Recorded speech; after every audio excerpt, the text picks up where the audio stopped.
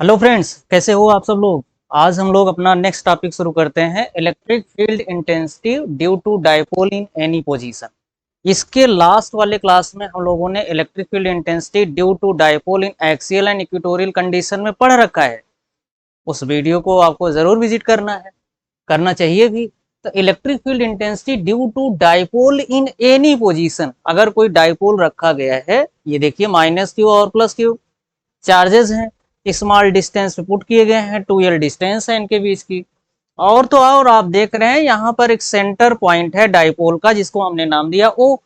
और ओ से देख रहे हो ये पी पॉइंट हमने क्या किया है, किसी भी पॉइंट पे हमने देखिए किसी भी लोकेशन पे हमने ऐसा कोई एक्सियल इक्वेटोरियल ऐसा कंसीडर नहीं किया। इसके लास्ट वाले क्लास में हम लोगों ने एक्सियल और इक्वेटोरियल की कंडीशन कंसीडर किया था।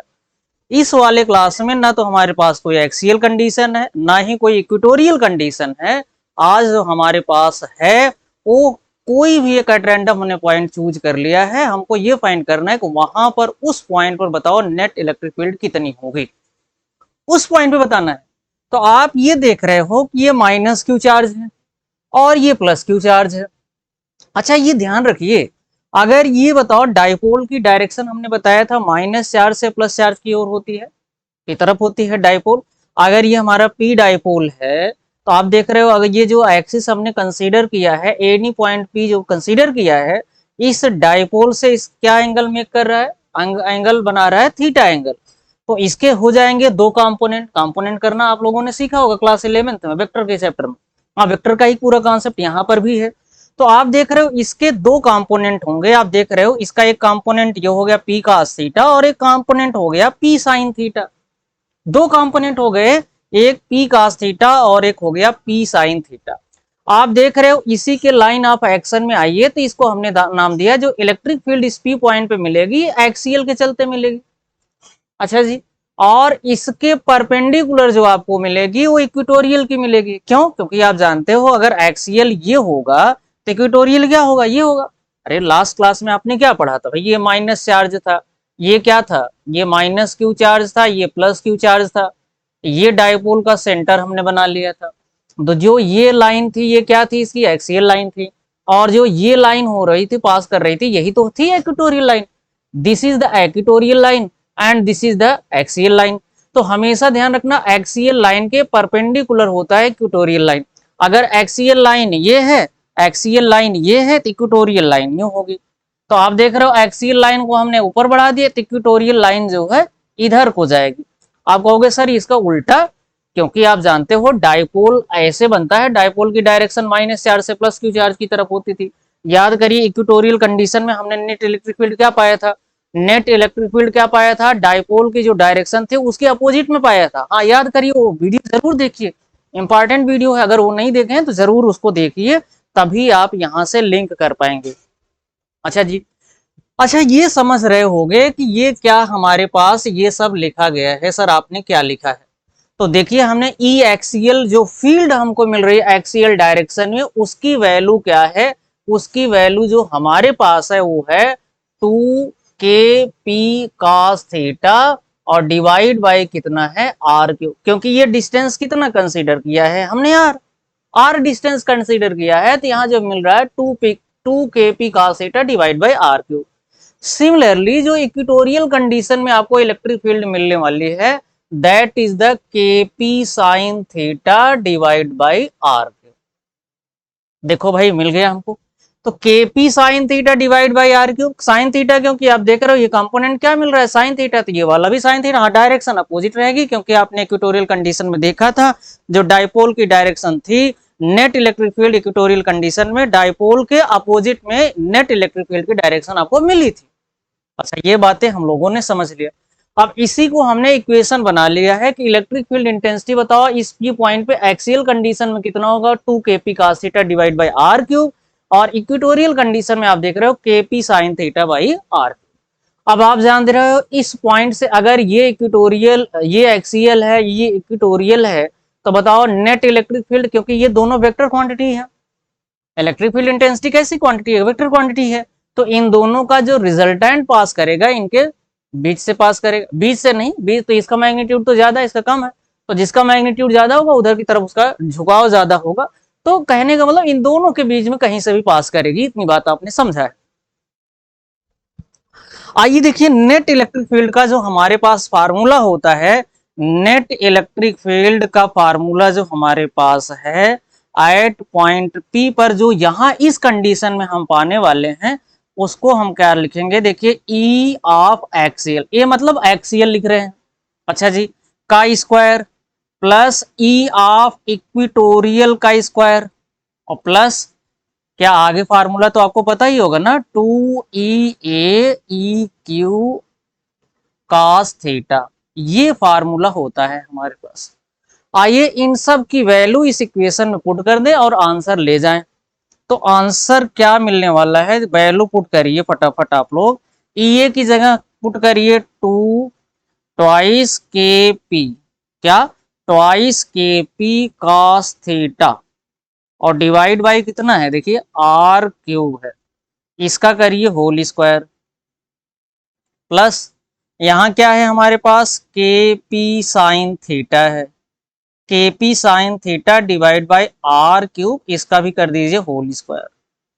अच्छा जी, आगे हमारे पास क्या है, ट्वाइस लगाइए और इसके बाद ये वैल्यू पुट करिए 2 kp cos थीटा और divide by are cube, into में क्या मिल रहा है, के पी साइन थीटा और डिवाइड बाय कितना, आर क्यूब, ये चीजें हमको मिल गई।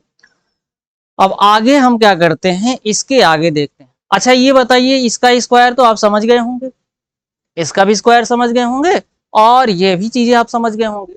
तो यहां पर क्या मिलने वाला है, ये ध्यान रखिएगा, 2 kp cos theta divide by are cube plus kp sine theta divide by are cube का whole square plus 2 kp twice kp cos theta divide by are cube kp sine theta divide by r. आइए इसको हम अगले page पे इसको solve करते हैं। देखिए भाई, जो आपको मिला है वो चीजें हम लिख लेते हैं एक बार। जो मिला है हमको, वो मिला है 2 kp twice kp cos theta, यही मिला है, डिवाइड बाय आर क्यूब का होल स्क्वायर, ये चीज मिल रखी है आपको। और तो और देखिए यहाँ पर क्या मिल रहा है, टू ट्वाइस नहीं रहेगा यहाँ, यहाँ पर ट्वाइस नहीं रहेगा, तो क्या रहेगा फिर, अगर ट्वाइस नहीं रहेगा तो क्या रहेगा, देखिए यहाँ रहेगा kp साइन थीटा, क्या, kp sine theta divide by are cube का होल स्क्वायर।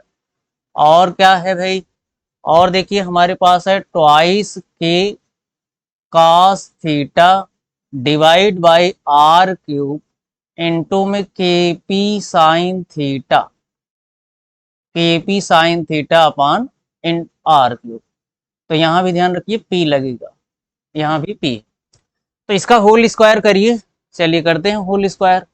इसका होल स्क्वायर जो हमको मिलने वाला है वो क्या मिलेगा, देखो इसका होल स्क्वायर करोगे तो यहाँ लिखोगे 4 k² p² cos square theta divide by कितना, r की पावर 6। यहाँ क्या लिखना है आपको, देखो k² p² sine square theta और डिवाइड बाय कितना मिलने वाला, r की पावर 6, प्लस यहाँ कितने मिलने वाला, देखो ट्वाइस, ट्वाइस नहीं, यहाँ भी तो ट्वाइस था, यहाँ भी 4 मिलेगा, 4 k² p² sine theta into में cos थीटा और डिवाइड बाय कितना हो जाएगा, r की पावर 6, r की पावर 6 हो जाएगा यहाँ पे। अच्छा इसके बाद आपको क्या करना है, 4 k² p² कॉमन लेना है हमको, तो k² p² कॉमन लेना है इसमें से, और यहाँ जो हमको वैल्यू मिल जाएगी वो वैल्यू क्या होगी, k² p² कॉमन ले लेंगे तो यहाँ मिल जाएगा 4 cos square theta divide bye r की पावर 6, प्लस यहाँ क्या मिलेगा, देखो साइन स्क्वायर थीटा और डिवाइड बाय r की पावर 6, यहाँ क्या मिल जाएगा, 4 साइन थीटा इनटू में cos theta divide bye r की पावर 6, ये मिलना है हमको। अच्छा देखिए k² p² है, यहाँ पर k² p² को बाहर निकाल लीजिए तो क्या हो जाएगा, kp, अंदर क्या मिल रहा है, 4 cos स्क्वायर अपान, हाँ ये r की पावर 6 भी है कॉमन, तो r की पावर हम 6 भी अगले स्टेप पे कॉमन ले लेंगे, तो r की power 6 plus sine square theta divide bye r की power 6, plus 4 sine theta cos theta divide bye, हाँ ध्यान रखना उसका होल स्क्वायर था, तो यहाँ पर भी साइन स्क्वायर थीटा और कॉस स्क्वायर थीटा आ जाएंगे, ध्यान रखिएगा। हाँ क्योंकि यहाँ पर भी है होल स्क्वायर, यहाँ पर भी 2 sine theta 2 K P cos theta divide by are cube plus K P sine theta divide by are cube हो जाएगा। हाँ तो ये स्क्वायर नहीं रहेगा भाई, थोड़ा ध्यान रखना है इस बात का, इस बात का ध्यान रखना है कि स्क्वायर कहाँ लगेगा कहाँ नहीं लगेगा, इस बात का विशेष ध्यान रखना। तो यहाँ पर हम लिख दे रहे हैं साइन थीटा इंटू में कॉस थीटा, तो 4 k² p² sine theta into cos theta और डिवाइड बाय कितना आ रहा है देखिए r⁻6। देखिए अब इसको क्या करते हैं हम अगले स्टेप पे क्या करेंगे, देखिए kp डिवाइड बाई r⁻3 यहाँ हो जाएगा, इसको कॉमन लेंगे r⁻6, तो अंदर फिर से अगेन हमको क्या मिलने वाला है देखिए, तो ये क्या मिल रहा है देखिए 4 cos स्क्वायर थीटा और प्लस में क्या मिल रहा है साइन स्क्वायर थीटा, ये चीजें मिल गई, और यहाँ क्या मिल रहा है प्लस 4 साइन थीटा इंटू में कॉस थीटा, ये चीज।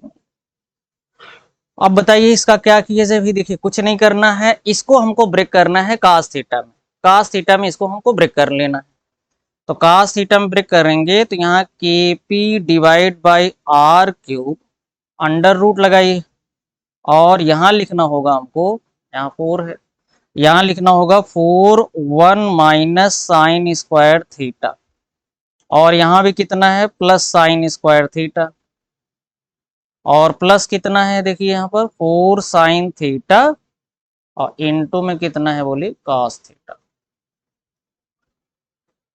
तो kp बाई आर क्यूब 4। अब देखिए आपको हमको अगले स्टेप पे क्या करना है, 4 का अंदर मल्टीप्लाई कर देना है, देखिए 4 माइनस 4 साइन स्क्वायर थीटा और plus sine square theta sine theta plus 4 sine theta cos theta होगा। तो अगले स्टेप पे हम यहाँ लिख ले रहे हैं, यहाँ लिख ले रहे हैं क्या मिलने वाला, देखिए हमको जो मिल जाएगी चीजें वो होगा kp बाई आर क्यूब, और क्या मिल रहा है देखिए अंडर रूट लगाना होगा हमको, और 4 minus 4 sine square theta, 4 minus 4 sine square theta, और फिर यहाँ पर क्या है साइन स्क्वायर थीटा एक है ही हमारे पास, एक हमारे पास क्या है साइन स्क्वायर थीटा, और क्या है plus 4 sine theta cos theta, 4 sine theta into में cos थीटा। अब क्या करना है देखिए अगले स्टेप में क्या करना है, ये देखिए ये देख रहे हो आप, ये जो हम देख रहे हैं माइनस 4 साइन स्क्वायर थीटा और प्लस का साइन स्क्वायर थीटा, ये कुछ होगा minus 4 sine square theta plus sine square theta क्या होगा -3 साइन स्क्वायर थीटा होगा, इसको हम अगले स्टेप पे लिख लेते हैं। तो क्या लिखेंगे देखिए यहाँ पर kp अपान में आर क्यूब और ब्रैकेट अंडर रूट लगाना है, ये 4 तो लिखना ही है, इसको लिख देंगे माइनस में 3 साइन स्क्वायर थीटा, और यहाँ क्या मिल जाएगा 4 साइन थीटा इंटू में cos थीटा, ये लिख लिया हमने। अच्छा जी अब एक काम करते हैं, इनको और इनको कंबाइन कर लेते हैं, तो यहाँ से जो हमको मिल जाएगा कॉमन वो मिलेगा 4 कॉमन मिल जाएगा, और यहाँ से अगर 4 कॉमन ले लिया जाएगा तो 1 minus sine theta cos theta. हाँ तो इसको हम इस तरह से लिख सकते हैं kp by R cube, kp by R cube, और यहाँ ध्यान रखना है इसको हम लिख सकते हैं, हाँ ये भी तो हम लिख सकते हैं कास के अगर फॉर्म में हमको लाना है तो इसको हम लिख सकते हैं ऐसा 4 minus 3 1 minus cos square theta, ऐसा लिखना होगा ज्यादा सही रहेगा, क्योंकि स्टैंडर्ड फॉर्म का रिजल्ट हमको लाना है, तो स्टैंडर्ड फॉर्म के रिजल्ट के लिए कास थीटा में आंसर आना है, तो कास थीटा में ही हम लोग लिखें। और यहाँ देखिए तो kp अपान आर क्यूब और ब्रैकेट में लिखेंगे देखिए क्या 4 माइनस 3 प्लस हो जाएगा यहाँ पर 3 cos स्क्वायर थीटा और प्लस 4 साइन थीटा इनटू में क्या होगा बोलो cos थीटा हो जाएगा। हाँ अब ये काम करना है, इसको इस इक्वेशन को कंबाइन कर लेना है, 4 माइनस 3 क्या कर लेना है 4 माइनस 3 क्या कर लेना है, वैसे तो देखिए हमारा रिजल्ट इसी पर आ जाएगा, रिजल्ट हमारा यही हो जाएगा, इसकी कोई जरूरत नहीं, चाहे तो आप इस फॉर्म में भी लाइए और चाहे इसी फॉर्म में रहने दीजिए, दोनों आंसर आपका सही हो जाएगा। तो हम क्या करते हैं इसी स्टैंडर्ड रिजल्ट में रहने देते हैं, इसको बाद में हम देख लेते हैं। ये कोई ज़रूरी नहीं, मैंडेटरी नहीं है ऐसा। तो हम क्या करते हैं, देखिए यहाँ पर लिखेंगे KP/R³ और देखिए यहाँ पर हो जाएगा 4-3 और प्लस में कितना हो जाएगा 3 cos स्क्वायर थीटा और प्लस में यहाँ क्या मिलने वाला है, देखो 4 sin थीटा इंटू में cos थीटा।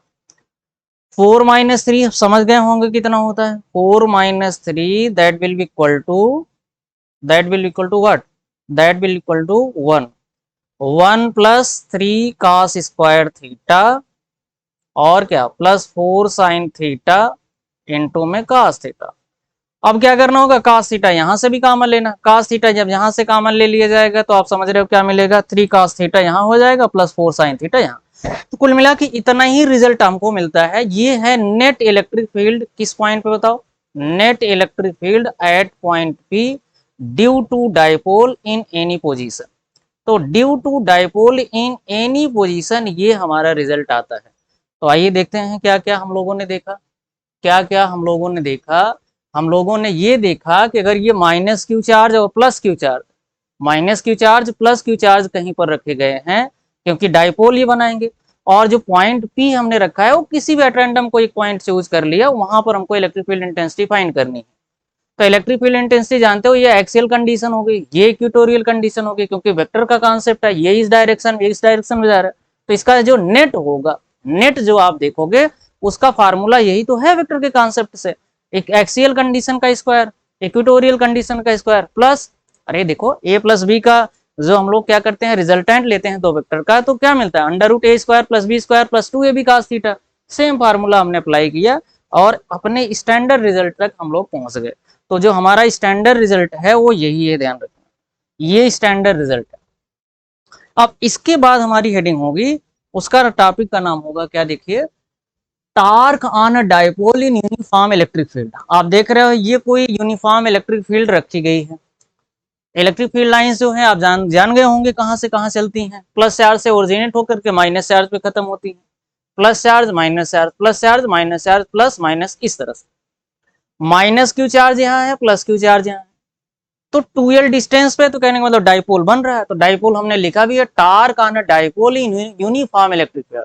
तो ध्यान रखना यूनिफॉर्म क्यों कह रहे हैं, क्योंकि इन सब लाइंस के बीच में स्पेसिंग सेम है। अगर स्पेसिंग सेम होगी तो इसका मतलब यूनिफॉर्म इलेक्ट्रिक फील्ड लाइंस होगी।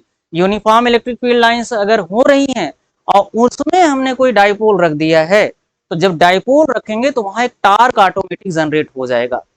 उस टार्क का जो फार्मूला होगा, आप जानते हो टार्क का जो फार्मूला आपको बता दें, फोर्स इनटू परपेंडिकुलर डिस्टेंस। उसके पहले एक बात जरूर समझिए, उसके पहले एक बात जरूर समझना है कि अगर कोई भी चार्ज किसी भी इलेक्ट्रिक फील्ड में पुट कर दिया जाता है तो उस पर एक ऑटोमेटिक इलेक्ट्रोस्टैटिक फोर्स एक्ट करने लगता है।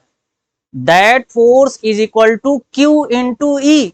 यस, वो फोर्स क्या होगा, Q इंटू ई, जो कि हमने लिखा है कि ये प्लस चार्ज अगर इस इलेक्ट्रिक फील्ड लाइंस में रखा गया है, इलेक्ट्रिक फील्ड में रखा गया है, तो जो इसमें फोर्स डेवलप होगा प्लस Q इंटू ई, क्योंकि प्लस चार्ज है तो प्लस Q।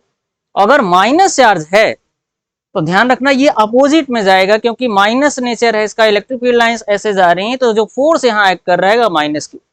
आप ध्यान रखना जो टार्क का फार्मूला होता है, समझिए टार्क का जो फार्मूला होता है, टार्क को हम टाउ से जनरेट करते हैं, लिखते हैं, रिप्रेजेंट करते हैं। टार्क का जो फार्मूला होता है फोर्स इनटू परपेंडिकुलर डिस्टेंस होता है, फोर्स इनटू परपेंडिकुलर डिस्टेंस। तो कहां का फोर्स, कौन सी परपेंडिकुलर डिस्टेंस, ये समझना होगा। ये हमारा फोर्स हो गया, अगर ये फोर्स ये है और ये फोर्स ऐसे, इस फोर्स को यहां अगर हम शिफ्ट करें क्योंकि वेक्टर है, तो यहाँ ये फोर्स इधर जा रहा है, ये फोर्स इधर जा रहा है, तो इनके बीच में जो परपेंडिकुलर डिस्टेंस होगी ये होगी। अब आप समझ रहे होंगे ABC एक राइट एंगल ट्राइंगल है, अगर ये थीटा एंगल है तो सामने की साइड परपेंडिकुलर, ये साइड बेस और ये साइड क्या होगी, हाइपोटेनियस। तो परपेंडिकुलर, बेस और हाइपोटेनियस आपको पता चल रहा है। तो ये बताइए, आप समझ गए होंगे कि भाई अगर हमको परपेंडिकुलर फाइंड करना है, परपेंडिकुलर फाइंड करना है, और यहां पर आप देख रहे हो हाइपोटेनियस दिया है और थीटा दिया है, याद करिए कि जो परपेंडिकुलर और हाइपोटेनियस के बीच में जो रिलेशन देता है वो कौन सा ट्रिग्नोमेट्रिक एंगल देता है, उसका नाम है साइन थीटा। तो आप यहाँ फट से लिख लेंगे, जो परपेंडिकुलर डिस्टेंस हमारी होगी उसको अगर हम देखें तो साइन थीटा क्या होगा, अगर हम देख ले रहे हैं बीसी अपान में क्या होगा, देखो 2l साइन थीटा, बीसी अपान 2l साइन थीटा, क्यों, क्योंकि बीसी परपेंडिकुलर है और 2l क्या है, हाइपोटेनियस। तो बीसी की जो वैल्यू होगी वो आप देख रहे हो होगा 2l साइन थीटा। तो बस यही है हमारी परपेंडिकुलर डिस्टेंस। तो फोर्स आपको क्यू ही मिल रहा है, 2l साइन थीटा डिस्टेंस है, बस लगाइए फार्मूला, आंसर पाइए। तो देखिए टार्क का जो फार्मूला हम लिख रहे हैं, टार्क है फोर्स, क्या लिख रहे हो, देखो फोर्स इनटू में क्या लिख देना है, perpendicular distance, perpendicular distance between the forces. तो आप जरा देखिए भाई, तो फोर्स हमारे पास क्या है, Q इंटू ई, और परपेंडिकुलर डिस्टेंस जिसको आपने BC कहा है वो कितना है, देखो 2l साइन थीटा, क्योंकि हमको डाइपोल यानी P के फॉर्म में आंसर लाना है। तो आप ये काम करना, Q और 2l को बाहर कर लेना, Q इंटू 2l इधर लिखिए और इधर E लिखिए, इधर साइन थीटा लिखिए। तो आप जानते हो, आप क्या जानते हो कि भाई Q इंटू एल, 2l को हमने लास्ट लेक्चर में जो बताया था, Q इंटू 2l क्या होता है, इलेक्ट्रिक डाइपोल मोमेंट होता है, जिसको हम P से रिप्रेजेंट करते हैं और एक वेक्टर क्वांटिटी है। तो यहाँ पर हमारे पास P हो गया और ये आप देख रहे हो E, और this is the sine theta. तो P साइन थीटा हो गया, ये स्टैंडर्ड रिजल्ट रहा। लेकिन अगर इसको वेक्टर के फॉर्म में लिखना है तो वेक्टर के फॉर्म में हम क्या लिख पाएंगे, देखिए वेक्टर के फॉर्म में लिखेंगे तो, क्योंकि आप जानते हो डाइपोल मोमेंट एक वेक्टर क्वांटिटी है, इलेक्ट्रिक फील्ड भी एक वेक्टर क्वांटिटी है, तो इलेक्ट्रिक फील्ड भी एक वेक्टर क्वांटिटी है, तो ये साइन थीटा गायब हो जाएगा इनका। आप जानते हो दो वेक्टर क्वांटिटी का डॉट डॉट नहीं क्रॉस प्रोडक्ट, दो ये भी वेक्टर, ये भी एक वेक्टर क्वांटिटी, जब इन दोनों का क्रॉस प्रोडक्ट किया जाता है तो जो थर्ड क्वांटिटी हमको मिलती है वो भी वेक्टर हो जाती है। तो इसका मतलब जो टार्क हमने इलेक्ट्रिक टार्क पाया, टार्क, कौन सा torque, electric torque on a dipole in uniform electric field lines. अगर यूनिफॉर्म इलेक्ट्रिक फील्ड कहीं पर स्पेसिंग हो, उनकी यूनिफॉर्म इलेक्ट्रिक फील्ड लाइंस रखी गई हो, अगर उनके बीच में कहीं पर भी आपने कोई डाइपोल रख दिया है तो इतना टार्क उस पर एक्ट करेगा। तो ये सब बहुत स्टैंडर्ड रिजल्ट हैं। आइए जरा इनको हम थोड़ा सा देखते हैं, इनमें क्या क्या कंडीशन बन सकती है हमारे एग्जाम में, इसको देख लेते हैं। हमारे एग्जाम में कौन कौन सी कंडीशन बन सकती है, एक मिनट।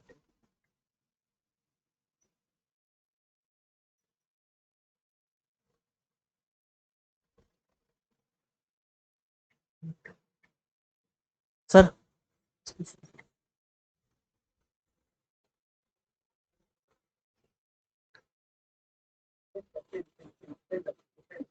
हाँ, नहीं नहीं, ऊपर से लगा, ऊपर ऊपर ऊपर से करो।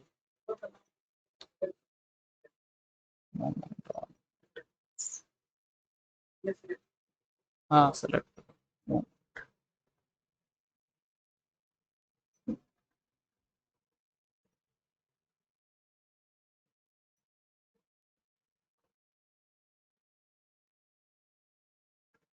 1 मिनट 1 मिनट।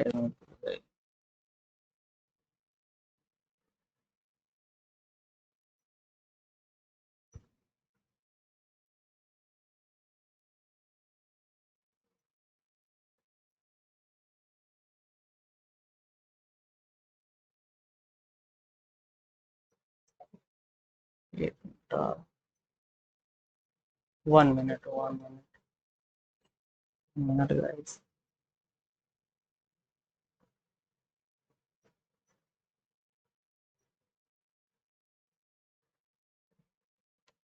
हम्म,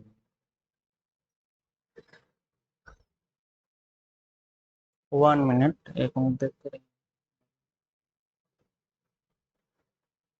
हाँ जी, सॉरी।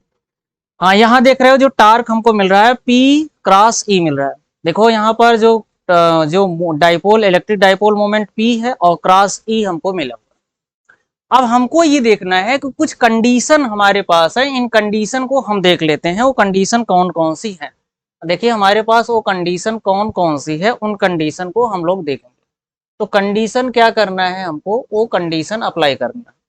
तो कंडीशन कौन सी है, देखिए केस फर्स्ट यहाँ पर हम ले रहे हैं, केस फर्स्ट हमारे पास कौन सी है, केस फर्स्ट अगर देखो डाइपोल मोमेंट में, अगर टार्क में देखिए, टार्क क्या है, P into E into sine theta है।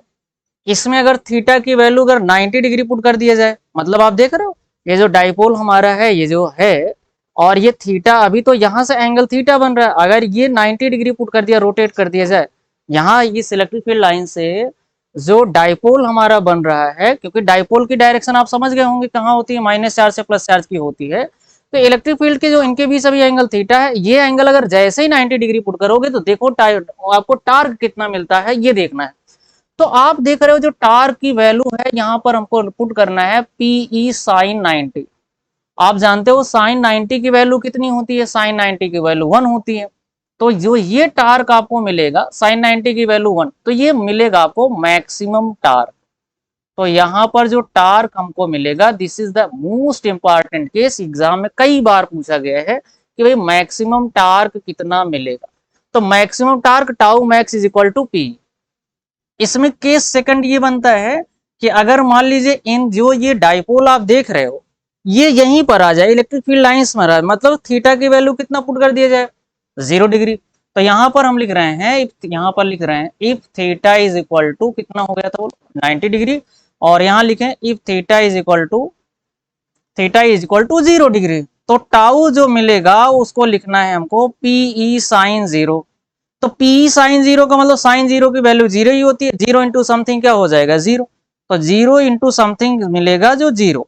तो यहाँ पर जो टार्क मिल रहा है हमको 0 मिल रहा है, टार्क 0 तो मिल रहा है, बट ये कंडीशन कौन सी है, ये कंडीशन है स्टेबल इक्विलिब्रियम की। तो यहाँ पर हम लिख रहे हैं ये कंडीशन हो जाएगी हमारी स्टेबल इक्विलिब्रियम की। This condition is for stable equilibrium. यहाँ पर डाइपोल जो है, जैसे ही आपने थीटा 0 पुट कर दिया, डाइपोल हमारा स्टेबल हो जाएगा, अनस्टेबल नहीं होगा।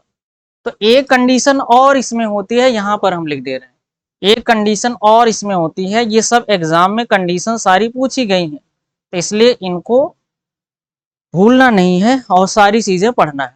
अगर यहाँ पर देखिए if theta is equal to 180 degree, theta 180 degree put होने का मतलब आप देख रहे हो इलेक्ट्रिक फील्ड लाइंस की डायरेक्शन इधर है। अब थीटा 180 कब होगा, जब ये डाइपोल हमारा घूम करके रोटेट करके ऐसे चला जाए। तो अगर यहाँ पर इलेक्ट्रिक फील्ड लाइंस की डायरेक्शन ये, अगर थीटा इसका मतलब ये ऐसे हो जाए, ऐसे हो जाए, तो आप देख रहे हो थीटा की वैल्यू 180, और साइन 180 आप जानते हो 0 होता है। साइन पाई हो, sine 2 pi, sine 3 pi, sine N pi, सब की वैल्यू क्या होती है, 0 डिग्री। तो यहाँ पर जो हमारा थीटा होगा 180 डिग्री। तो जो टार्क की वैल्यू मिलेगी, टार्क की वैल्यू यहाँ पर पीई साइन 180 डिग्री पुट करना है, और साइन 180 की वैल्यू क्या होती है, 0। तो यहाँ पर जो टार्क हमको मिलेगा वो 0 मिल जाएगा। क्यों, क्योंकि 0 इंटू समथिंग करोगे 0 हो जाएगा। और ये जो कंडीशन मिलेगी ये हमारी हो जाएगी अनस्टेबल इक्विलिब्रियम। तो यहाँ पर अनस्टेबल इक्विलिब्रियम की कंडीशन आएगी। तो यहाँ पर डाइपोल हमारा इस बार क्या होगा, स्टेबल नहीं रह जाएगा, अनस्टेबल हो जाएगा। तो 3 कंडीशन हम लोगों ने देखा। इसके बाद और जो कंडीशन है हमारे पास, एक कंडीशन और है, वो कंडीशन कौन सी है, आइए देखते हैं। वो कंडीशन ये है कि देखिए work done in rotating dipole in uniform electric field. अब देखिए हमने डाइपोल तो रखा है, इस बार हमको क्या करना है, टार्क नहीं फाइंड करना, इस बार हमको इस डाइपोल को क्या करना है, रोटेट कराना है।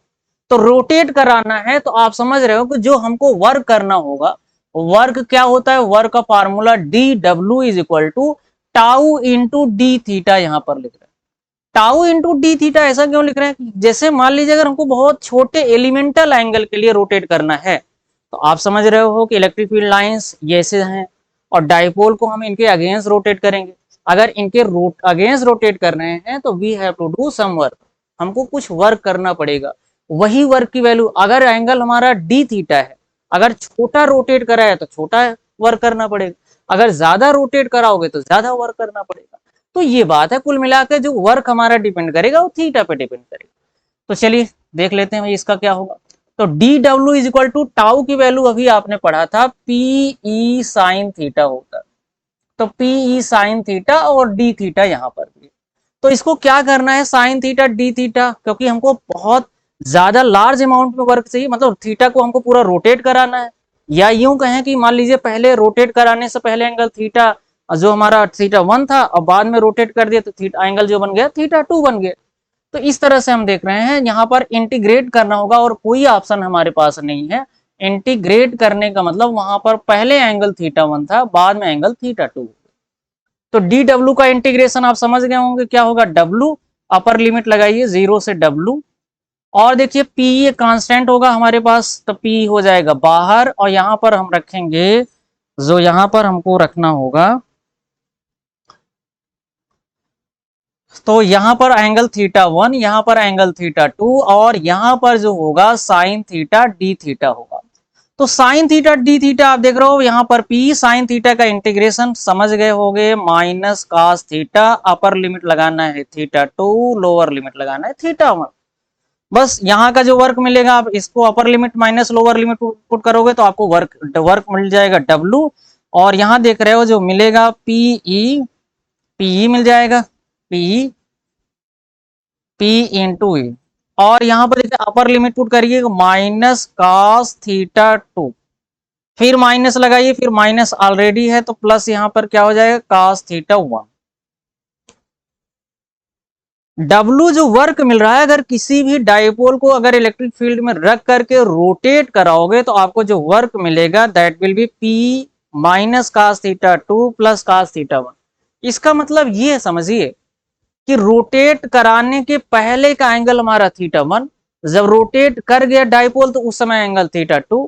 इसीलिए लिमिट हमने लगाई है कि हम रोटेट कहां से कहां कर रहे हैं, लिमिट वही चीज रिप्रेजेंट करती है। तो यहां पर इसको और रीअरेंज अगर हम करके लिख दें तो जो पी है इसको क्या लिख पाएंगे, देखिए इसको हम लिख पाएंगे cos theta 1 minus cos theta 2, ये आ रहा है।